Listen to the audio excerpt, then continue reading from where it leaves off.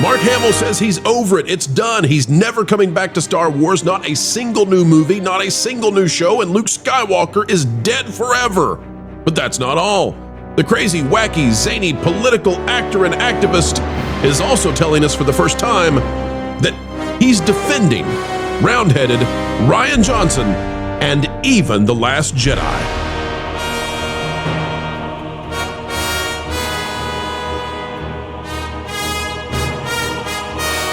Hello, ladies and gentlemen. Welcome back to the Pro Channel, where we continue to cover entertainment in a way that you just need. Why? Because, well, entertainment matters. The heroes that we believed in matter.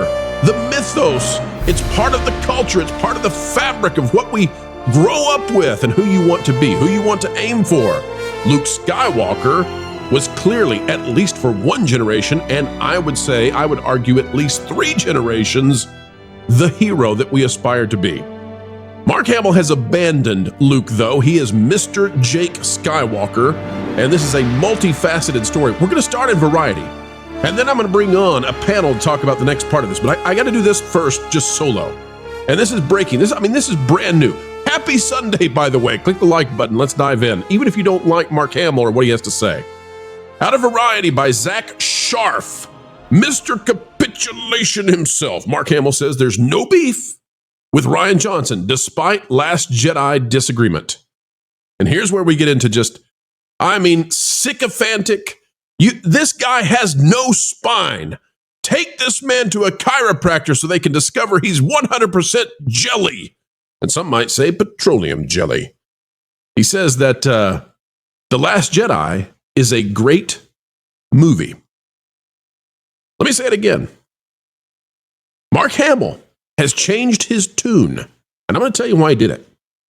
But he now says that The Last Jedi is a great movie, and maybe he should have kept his Luke Skywalker criticisms to himself.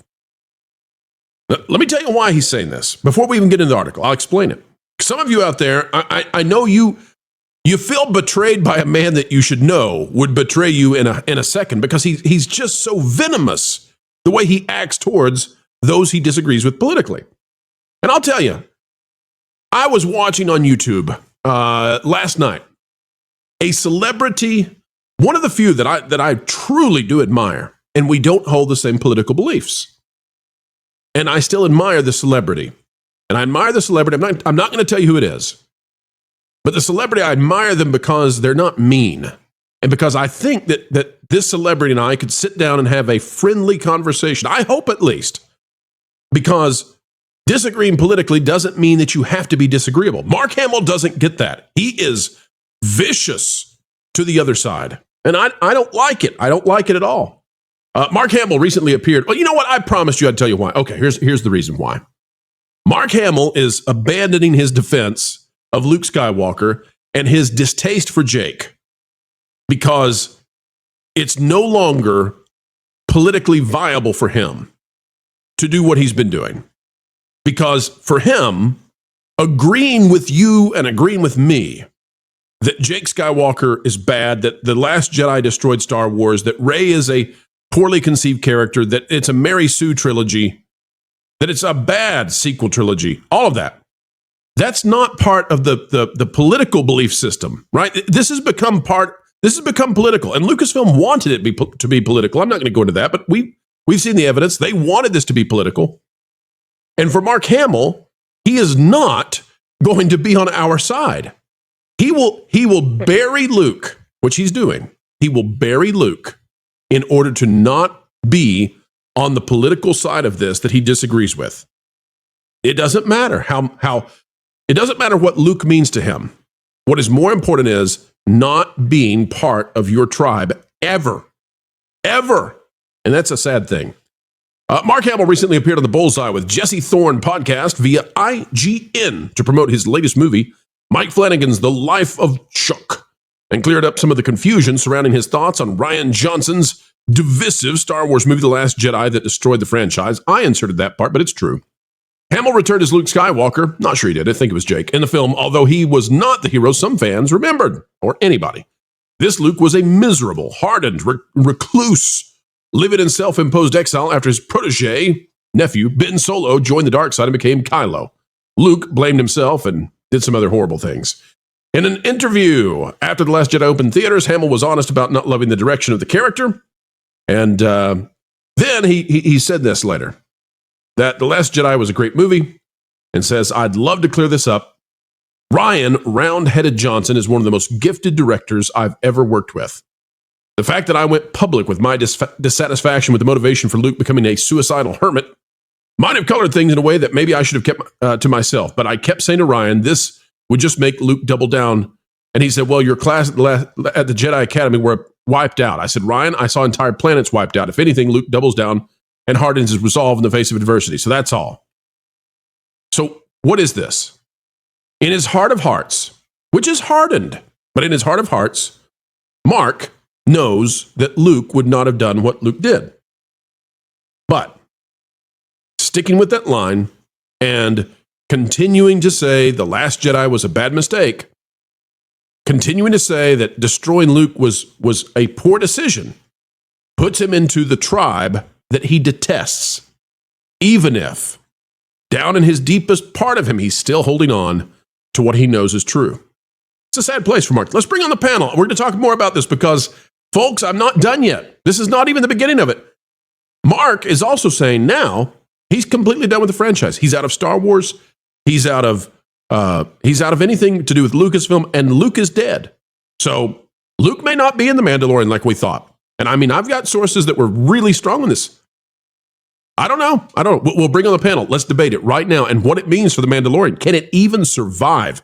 Can that movie even survive without at least a cameo from the OG characters? Ladies and gentlemen, take a look at this. Out of Today, it says Mark Hamill addresses speculation that he quit the Star Wars franchise. The actor who famously played Luke Skywalker over 6 Star Wars films and was credited in The Mandalorian shared whether he will return in any more sequels. By Scott Stump, who has us stumped a little bit here, Mark Hamill believes his time in the Star Wars universe has come to an end, but he does want to make one thing clear about his reported departure from the legendary franchise. He did not quit. He says, well, let me say, they haven't asked me, he clarified in a preview clip from his upcoming Sunday sit-down interview with Willie Geist. It's not like they said, please come back. The 73-year-old actor who portrayed the iconic Luke Skywalker in 6 Star Wars films expanded upon recent comments that his time with the legendary sci-fi franchise is done. Quote, I don't want to make a big PR pronouncement like this is my decision, Hamill said. I'm just saying that it really felt like a conclusion. My character was given complete closure. I died, ironically, by overdosing on the Force, I might point out, which is yet again him saying that round-headed Rian Johnson was dense as could be and subverted expectations in the worst of ways. Now, all of that said, what this is doing right now is very interesting when it comes to the Mandalorian and Grogu movie coming out next year. Because what we had heard is that Mark Hamill and perhaps some other characters of the OG variety were going to appear in the Mandalorian and Grogu film in order to try to resurrect Star Wars. Because how else are you going to do it? Kids have aged out of caring about Grogu. The Mandalorian Season 3 was a travesty. It was terrible, absolutely awful, an abomination on Disney+. And guess what? All the fuss about a Season 4 is gone because it's no more. Now this movie is going to be Season 4. The high point of that show was when Luke Skywalker showed up. If Luke Skywalker isn't going to show up, then the high point will always be Season 2 and not the movie. And I don't know that the movie coming out next year has the ability to drive anybody to the box office if it's just about Mando and Grogu and Bo-Katan and all. Like, people don't care about those characters anymore. So what I don't understand is, what he's saying is they didn't ask him to be in the movie. Any more movies. And I don't know if this is a head fake, because one of the curiosities we have is that we were actually told by a source when Mark Hamill was there for the production of Mandalorian and Grogu. I don't know if we talked about this publicly before. And it lined up very well with his schedule that we checked into without being creepers. So I have believed this now solidly, that this is a true 100% scoop, that Luke Skywalker will be in the Mandalorian and Grogu movie. Mark Hamill is making comments now that have me questioning that. And what I'm wondering is, did he just go to the production set to provide guidance or something. But he's not only suggesting that he's done, he's suggesting that Luke is done. He's very recently recommended that Lucasfilm move away from Luke and leave him alone. They don't need him anymore. I want to go to the panel now and start off with Andy. Andy, I think it's crazy for Lucasfilm if they go forward with a Mando and Grogu movie based on a TV show that did its best when Luke was there. I think it's crazy for them to dare go into the box office without Luke Skywalker. Am I right? Am I wrong? I don't think that the Mandalorian and Grogu by themselves are that much of a draw. I mean, I think the days of the selling the little toy are pretty much over. I think anyone who's bought one is going to buy one. And with the price of tickets these days, you were getting something for, well, how many people have seen Mandalorian to begin with? So I think you're going to have a lot of carryover from that. If enough people have seen it and they are fans of it, which, I mean, season 1, season 2, Mark Hamill would definitely bring a much needed boost to it. But again, if it only leads to the manatee scene, who really wants to see Luke Skywalker reduced to that? I think at some point they're going to have to address the elephant in the room, and I think that will probably be post Iger, because he won't let go of the sequels because he had such a pivotal part in them. But no true Star Wars fan wants to be reminded about what Luke overdosing on the Force looked like. Miss Rosie, let me come to you because I've got a thought on this one. I'm wondering about drama behind the scenes because I bet Disney doesn't want people to think that there's no Luke Skywalker because that will deflate the interest in the movie. So I'm thinking that maybe they don't want this kind of stuff out there. I wonder if Mark, if he truly was not invited, and now he's saying that publicly, I'm wondering if he's a little bit jilted at this, and he's trying to stick them a little bit and say, you didn't even invite me. I deserved to be invited. What do you think? I personally think that's probably has some element to it, especially since he had to clarify it wasn't me, I wasn't invited. I actually feel like there is room for Luke, and I think that it doesn't have to be Mark Hamill. I am not opposed to, especially since this is in the past or wherever it may be, like, what if we have a recasting of this character? But I agree that The Mandalorian is kind of passe at this point. It's not going to revive the series. There is the element of you have to have watched the seasons, which, past a certain season, the last season was absolute trash. But I don't think this is going to be what reignites the flame. I always have nieces and nephews in my family, so I try to gauge the excitement for an IP off of their energy. I have a 12-year-old nephew, and he couldn't care less about Grogu or the Mando. So if this comes out, that's not going to be, the next thing that the people that grow up with are going to be excited about. So then, okay, can it survive then as a Mando and Grogu movie? It seems to me it's got to have somebody carry this. Luke was clearly the obvious answer, and here's Mark out here already deflating that. I'm wondering about this. Okay, so bear with me a second. What if this is the trial balloon to see if they can get away with recasting? If they can recast Luke, doesn't that open the door to them recasting all the original cast into an expanded pre or post Empire? The thing that we all wanted to see, like what happened to the original 3 or 4 with Chewie and even Lando, everybody. What happened after Return of the Jedi? If they can get away with recasting Luke successfully, which basically, I mean, Mark Hamill provided some voice work, but the rest was like CGI and motion capture. If they can do that and revitalize Star Wars by telling stories in there and not having to touch the sequels, would that be enough to entice them? There's plenty in the expanded universe. There's already source material that people are interested in, that have a fan base. And I think that people who have a love of Star Wars growing up on it have reached into the expanded universe. I think they would be very excited if it was done correctly and true to source material.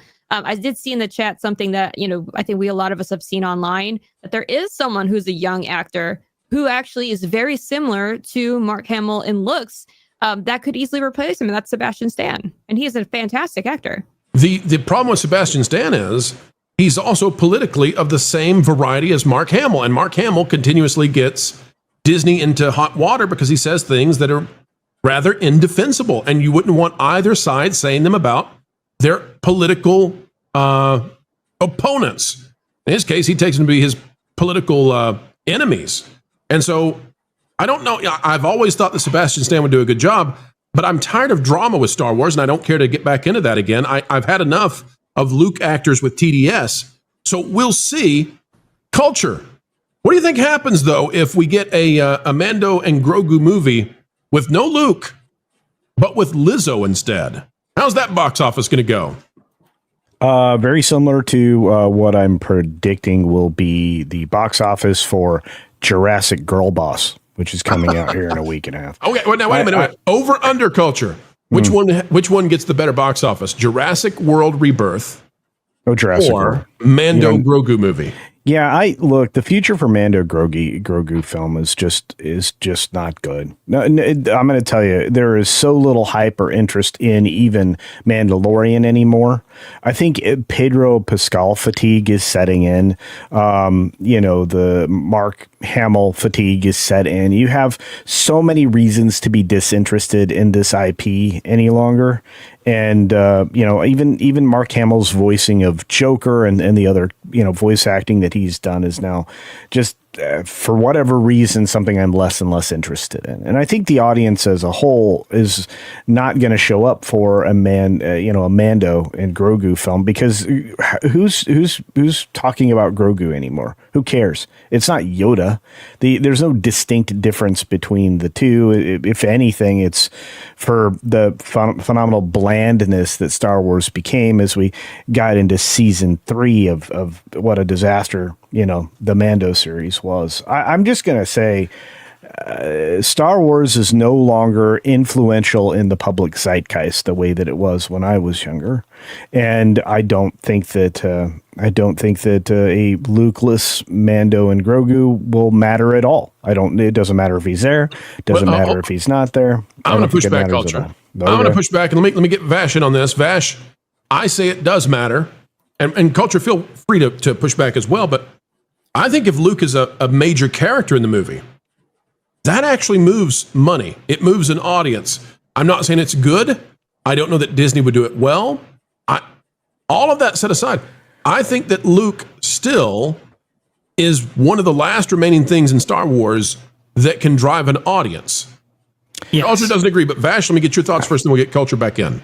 I think it absolutely does matter. I think Luke is one of the last remaining vestiges of this quickly dying franchise, and one of the reasons why is because original Luke, Vash, not Last Jedi Luke. That's an abomination. Not Jake Skywalker. We're talking about Luke Skywalker. Thank you. Yes. Let's go ahead and clarify that point right there. But it's the Star Wars universe is larger than its characters. That is true. But the only reason you actually care about the universe is through its characters. And the only characters that really resonate with audiences now is really the original ones. So, and especially a character like Luke Skywalker. I do think other people can play Luke because the Luke character is larger than Mark Hamill. But again, it has to be treated properly. It has to be done right, and has to be something that engages the audience on some degree or level. I don't know if Mandalorian by himself does that, or Baby Grogu, or anything else like that, but Luke definitely has that original resonance right there, and could definitely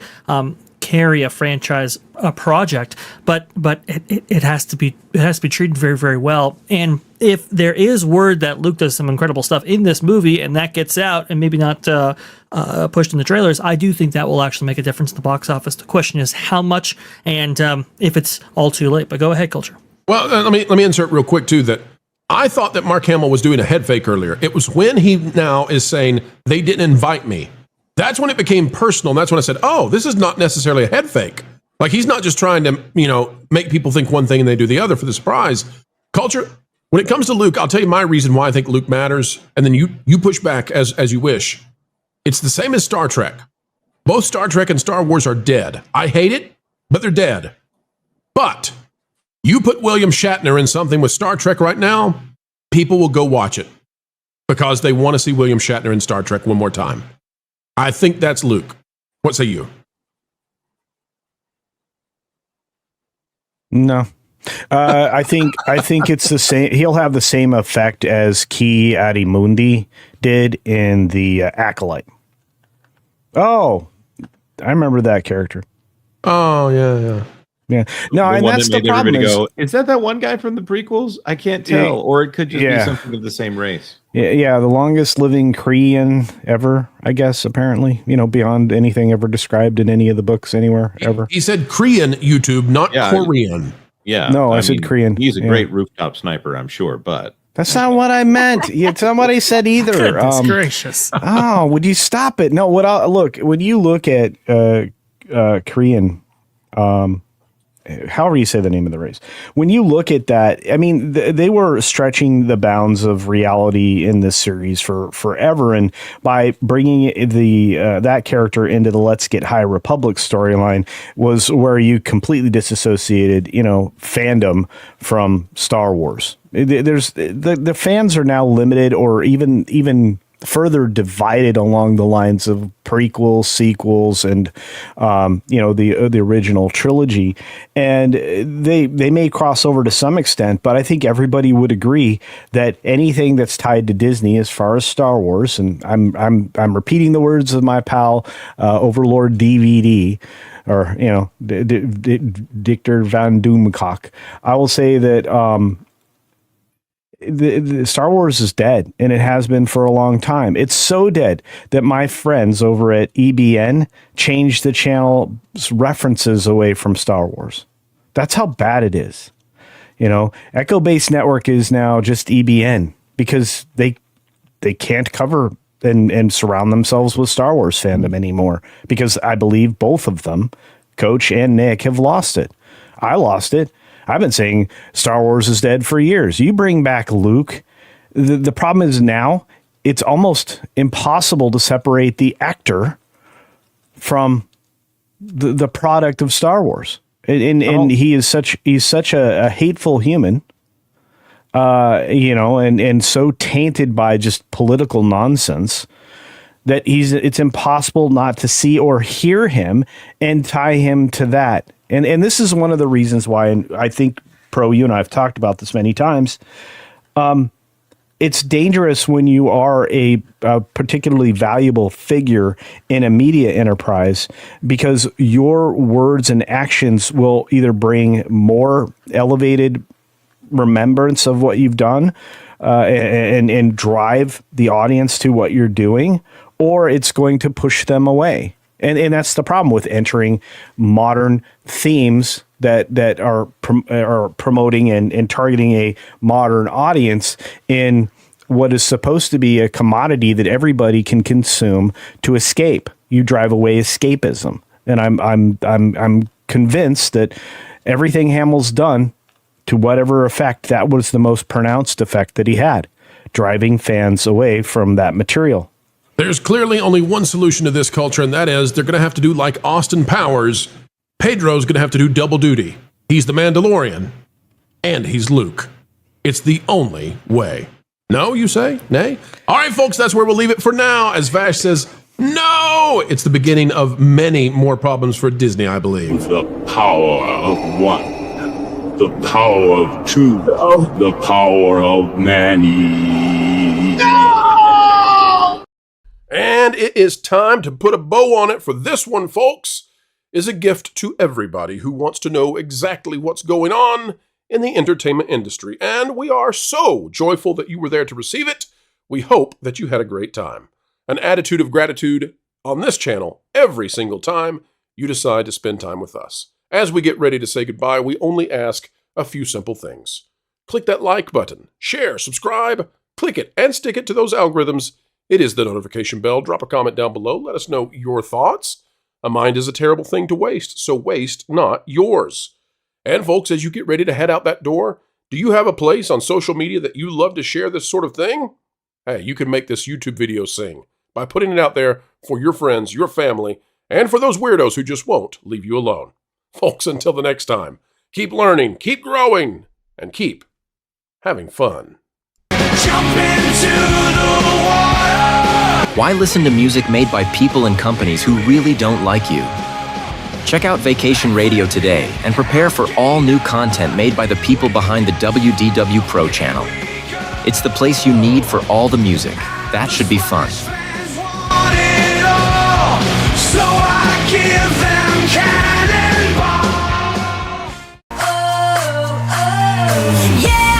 Hundreds of songs, every genre you can imagine. Listen live on YouTube and enjoy a set list that's always sunny. It's Vacation Radio.